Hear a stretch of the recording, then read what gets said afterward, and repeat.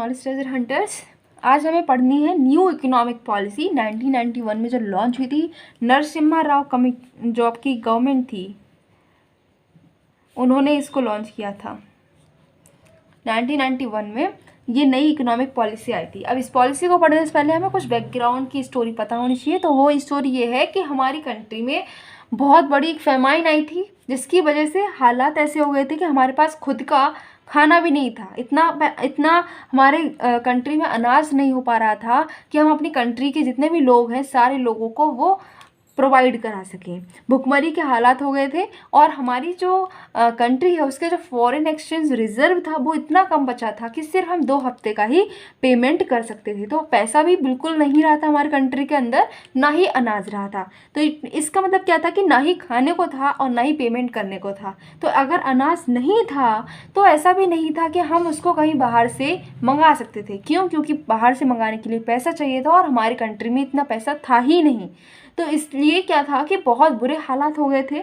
और इस बीच में हमें क्या करना पड़ा था, हमें IMF से लोन लेना पड़ा था। इंदिरा गांधी खुद ही गई थी और उन्होंने जब रिक्वेस्ट की थी कि हमें लोन चाहिए है, तब IMF ने क्या करा था कि हमारे सामने रख दी थी कुछ कंडीशंस। वो कंडीशंस क्या थी? उन्होंने बोल दिया था IMF ने कि आपको क्या करना है, आपकी अपनी इकोनॉमी को ओपन करना पड़ेगा वर्ल्ड के लिए, आपको लिबरलाइज करना पड़ेगा, प्राइवेटाइज करना पड़ेगा और ग्लोबलाइज करना पड़ेगा। क्योंकि हम जब इतने सालों तक जब ब्रिटिश ने हम पर रूल किया था तो हम क्या थे, इस टाइम पर थोड़ा हेजिटेट कर रहे थे पूरी दुनिया के साथ में ट्रेड करने के लिए। क्योंकि हमें ऐसा लगता था कि अगर हमने फिर से ये जो बड़ी बड़ी कंट्रीज़ हैं, इतनी डेवलप्ड कंट्रीज़ हैं, इनको अपने यहाँ पर इन्वेस्टमेंट करने दिया तो कहीं ऐसा ना हो कि फिर से हम पर रूल करने लगे।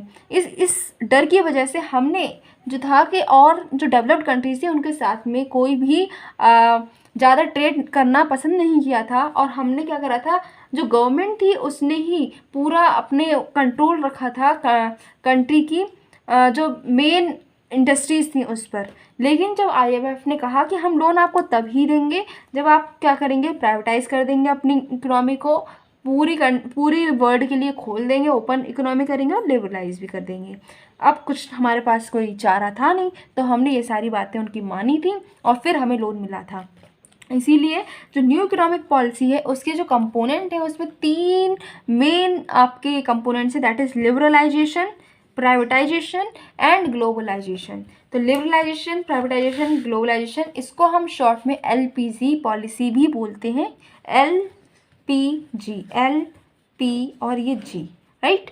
तो हम क्या है, इसको हम LPG पॉलिसी बोलते हैं। सबसे पहले हम देखेंगे इसमें लिबरलाइजेशन को कि ये लिबरलाइजेशन था क्या, ये कंसेप्ट IMF ने हमें क्यों दिया था। तो इसका मतलब क्या था कि आपको क्या करना था, लाइसेंस एंड करने थे, कोटा एंड करने थे, और जितनी भी आपने रिस्ट्रिक्शंस लगा रखी थी दूसरी इंडस्ट्रीज़ पर, जो 1991 से रिस्ट्रिक्शंस थी, वो सारी रिस्ट्रिक्शंस को ख़त्म करना था। ये था लिबरलाइजेशन।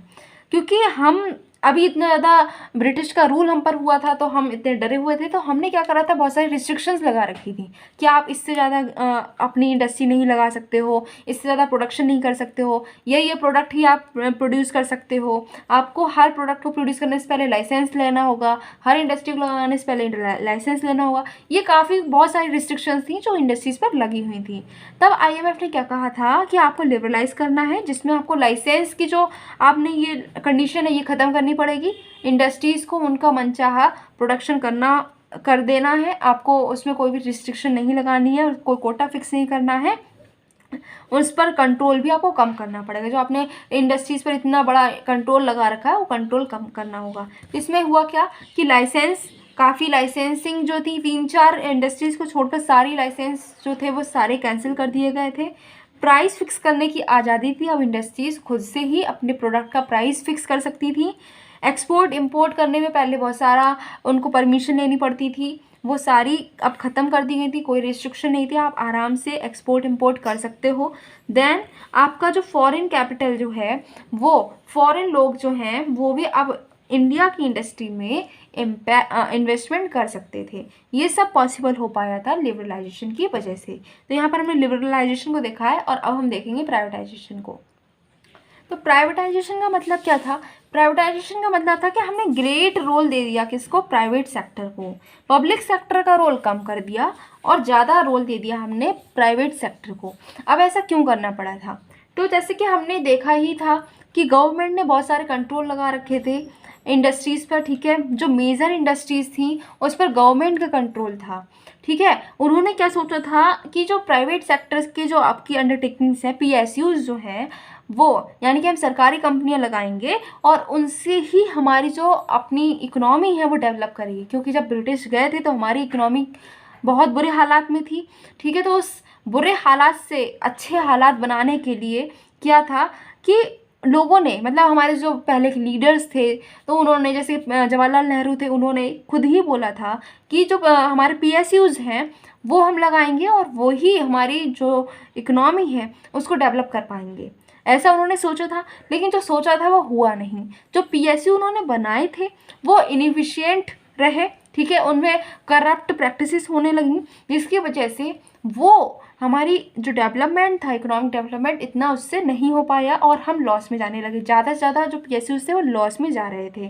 तब क्या हुआ कि प्राइवेट करने के लिए IMF ने बोला। अब प्राइवेटाइजेशन हमने करा कैसे? उसमें हम क्या कर सकते थे? इसमें क्या करा, जो गवर्नमेंट थी उसने डिसइन्वेस्टमेंट कर दिया PSU का, ठीक है। अब जो सरकारी कंपनियां थीं, जो सेक्टर अब सरकार के अंदर थे, अब उसने क्या करा, वो सरकारी नहीं रखते हुए प्राइवेट लोगों को, प्राइवेट कंपनीज़ को बेचना शुरू करा। डिसइन्वेस्टमेंट का मतलब क्या होता है? जो शेयर्स होते हैं वो 51% से ज़्यादा प्राइवेट सेक्टर को दे दिए उसने, ठीक है। तो क्या हुई, ओनरशिप अब क्या हुई, सरकारी ओनरशिप की जगह प्राइवेट लोगों की ओनरशिप हो गई थी।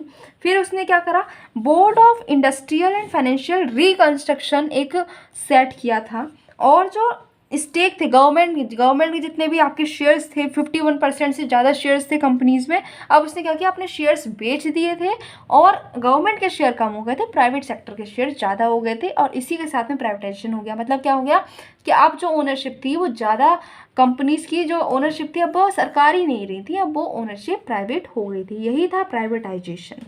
और इसके साथ हम देखेंगे आप ग्लोबलाइजेशन। ग्लोबलाइजेशन का मतलब क्या है कि पूरी दुनिया जहान की जितनी भी कंपनीज़ हैं, जितनी भी इकोनॉमीज़ हैं, उनको इंटर कनेक्ट कर दिया, ठीक है।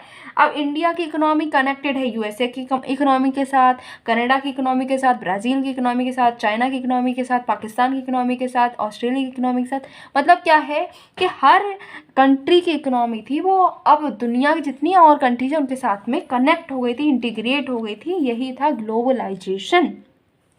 इसमें क्या हुआ कि इंपोर्ट को हमने फ्री कर दिया था, मतलब अब उसमें हमें थोड़ी सी आज़ादी मिल गई थी। हम इंपोर्ट जो भी हमें चाहिए होता था, नई टेक्नोलॉजी चाहिए तो वो भी इंपोर्ट कर सकते हैं, नया अगर हमें कोई मशीन चाहिए वो भी इंपोर्ट कर रहे थे, नई हमें कुछ भी अगर नया प्रोडक्ट चाहिए वो भी हम इंपोर्ट कर रहे थे, कोई रॉ मटेरियल चाहिए था वो भी हम इंपोर्ट कर सकते थे, ठीक है।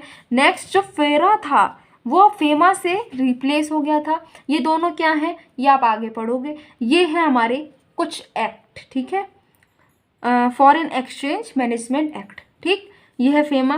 फिर रेशनलाइजेशन हो गया, टैरिफ स्ट्रक्चर को बदला गया, टैरिफ स्ट्रक्चर को ऐसा बनाया गया कि हमारी कंट्री के लिए यूज़फुल हो सके।